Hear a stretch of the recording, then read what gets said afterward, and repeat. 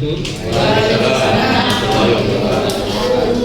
hormati pimpinan, guru, kasih para staf dalam kegiatan ini. Pada hari ini saya mengucapkan terima kasih atas kehadiran Bapak Ibu semua dalam acara yang saya buat pada hari ini dalam rangka tanggung jawab saya juga saya setelah saya mengikuti diklat berkenaan berjudul tentang pembangunan berkelanjutan. Salah satu bagian dari diklat itu adalah saya menyampaikan apa yang didapat di dalam materi tersebut, terus saya sampaikan kepada masyarakat, baik itu RT, perwakilan, MMK, kader, PPSU, dan orang banyak.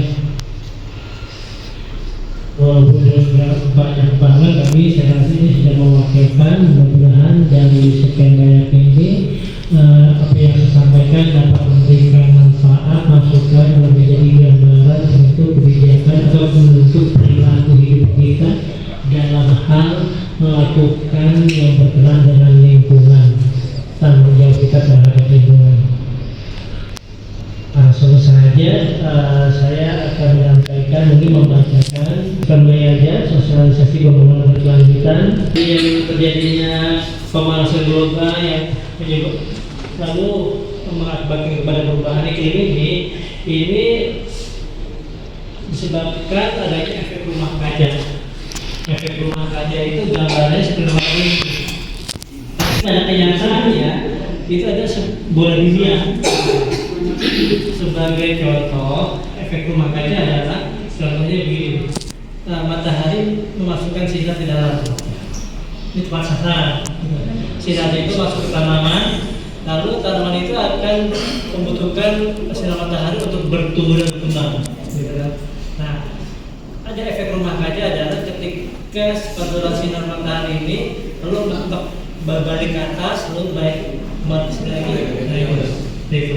Nah, yang terjadi di dunia ini adalah seperti ini. Jadi, kenapa terjadi pergeseran iklim? Karena ketika matahari ini sedang masuk ke bumi, itu yang diharapkan, tapi kenyataannya nggak cuma kesini gitu, misalnya di bumi ini nggak cuma kesini, tapi mantul lagi. Nah di sini mantulan inilah nanti yang menyebabkan bumi bagian yang belum waktunya kena panas jadi panas. Itu yang disebut dengan pemanasan global. Nah, pemanasan global ini akan menyebabkan perubahan iklim.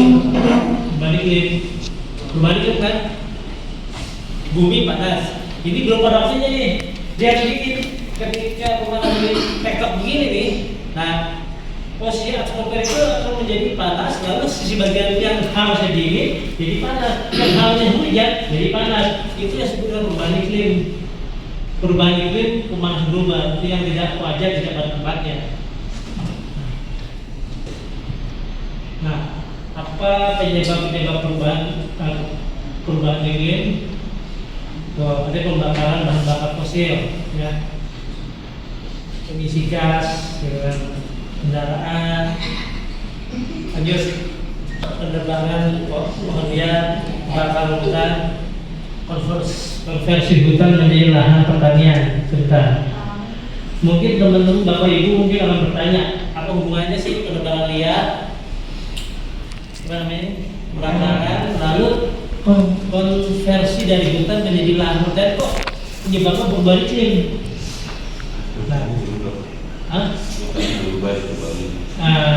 Ya betul berubah, tapi bukan masalah.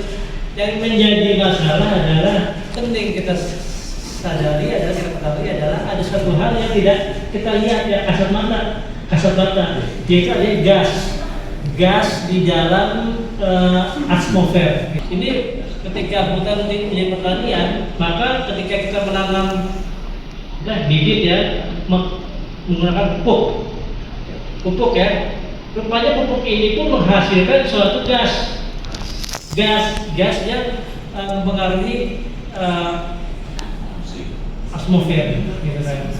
Nah itu gas-gas itu seperti karbon dioksida, metana, hidrogen, itu yang menyebabkan efek rumah kaca seperti pantulan sinar matahari. Lanjut. Ya, ini seperti halnya perubahan lahan pertanian di dalam pemukiman dari kantor kita bisa lihat sini. Lanjut lagi.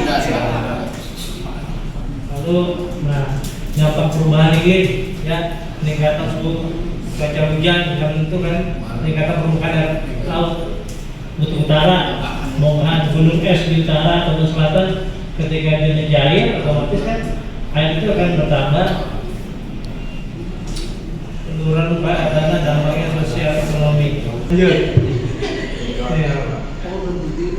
Nah, untuk menghadapi adaptasi perubahan iklim itu ada yang namanya adaptasi, ada mitigasi. Nah, mitigasi sebenarnya kita penggunaan energi listrik dan penghematan tentang industri penggunaan kendaraan umum, sepeda atau jalan kaki gitu. Terus berhemat dalam penggunaan makanan. Banyak nanam penggunaan air yang berlebihan. Tujuan mengurangi mencegah emisi gas rumah kaca. Ini nih, efeknya di gas rumah kaca nih. Ini nih yang tektokan tadi itu, sinar itu yang menyebabkan okes. Dampak perubahan iklim di masa depan.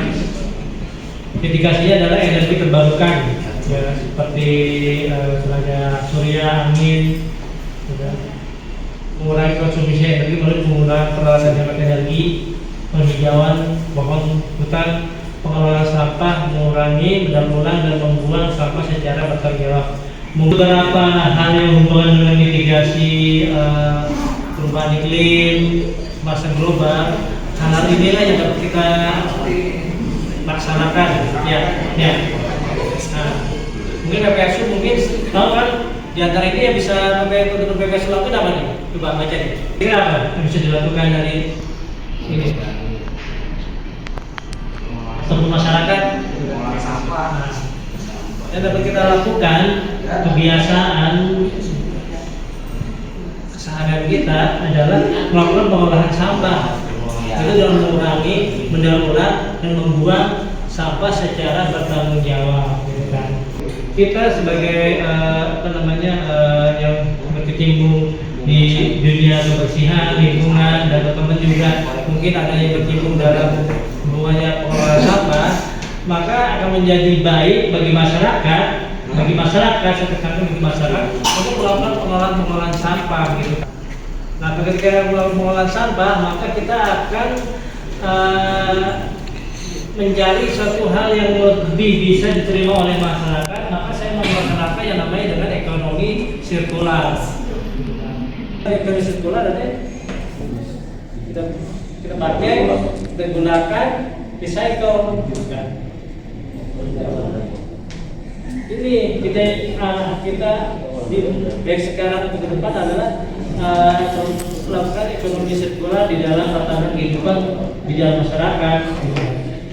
Mungkin teman-teman PPSU mungkin di rumahnya atau di lingkungannya bisa menggunakan ekonomi sirkular, gitu kan. Misalnya ketika dia nyapu, dapat plastik, disimpan, berpulang sebagainya. Kecil sih, cuma bermanfaat bagi bumi di masa depan dan bagi anak keturunan juga dan sebagainya di masa depan. Ekonomi sirkular adalah suatu pendekatan dalam ekonomi yang berfokus pada pemanfaatan sumber daya efisien, pengurangan limbah, dan pengembalian material ke dalam siklus produksi. Konsep ini bertujuan untuk mengatasi keterbatasan sumber daya alam, mengurangi dampak lingkungan, dan menciptakan keberlangsungan jangka panjang dalam aktivitas ekonomi. Dalam ekonomi sirkular, sumber daya dianggap bernilai dan dijaga agar tetap berada dalam lingkungan ekonomi selama mungkin. Jadi fokusnya ada pemanfaatan sumber daya. Ya, pemanfaatan sumber daya. Mungkin kita sering lihat misalnya ada orang mengumpulkan besi-besi bekas, gitu kan, udah dipakai dikumpulin, gitu kan. Kita nggak tahu tuh rupanya besi bekas itu juga dibawa ke pabrik, lalu diolah lagi, dicairkan, lalu dibuat barang besi yang pantas untuk dijual di pasaran, gitu kan. Kita kuncinya adalah pemanfaatan mengembalikan material ke dalam siklus produksi yang sudah tidak terpakai digunakan kembali, diproses lagi lalu dipergunakan sebagaimana mestinya. Mungkin di lingkungan kita, mungkin PPSU tahu kali ya, di lingkungan kita udah ada nggak ekonomi sirkular? Ada nggak dirasa ekonomi sirkular di lingkungan kita? Ada. Limbah digunain lagi. Ada nggak? Apa? Kerajinan. Nah, ini penerapan ekonomi sirkular ya. Satu, apa yang bisa kita lakukan adalah reduce, mengurangi limbah. Masyarakat diajak untuk mengurangi konsumsi barang-barang sekali pakai dan memilih produk yang lebih tahan lama. Dapat dilakukan dengan mengurangi penggunaan plastik, penggunaan botol minum pribadi, dan mengurangi pemborosan makanan. Selanjutnya, penggunaan kembali reuse, ya, memanfaatkan sebagai seperti ini, sebagai tempat tong sampah, sebagai pot, sebagai bahan kerajinan. Selanjutnya, daur ulang, mendukung adanya bank sampah atau tempat pemrosesan sampah organik, tempat kelurahan mengolah sampah organik menjadi pupuk kompos. Bahan lainnya mendukung kegiatan pembuatan ekoenzim berproduk dari sampah organik. Jadi kan sampah ekoenzim organik ini kan bisa dijual kan kalau kita proses ini dari produksi bank sampah sudah bisa dijual produknya, bukan bank sampah bukan orangnya juga enggak orangnya masuk peningkatan kesadaran masyarakat, mengadakan sosialisasi dan pelatihan tentang ekonomi sirkular kepada masyarakat, menampilkan contoh-contoh penerapan ekonomi sirkular di lingkungan sekitar ya. Jadi kalau kita membaca ini, memahami ini adalah peluang bagi masyarakat untuk menggerakkan ekonomi di sekitarnya tanpa bersusah payah lebih gitu kan, nggak perlu modal gitu kan, untuk melakukan hal seperti ini.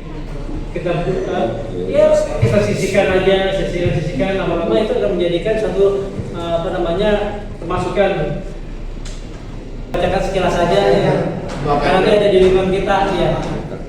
Kegiatan ekonomi sirkular di Kelurahan Selo bisa dilihat itu tahun 2022 terdapat 48, 2023 50, 2024 53, 2025 55. Nah ini pos nih buat Lavender nih dan rekan-rekannya dan yang mendukung kegiatan bank sampah kerajinannya.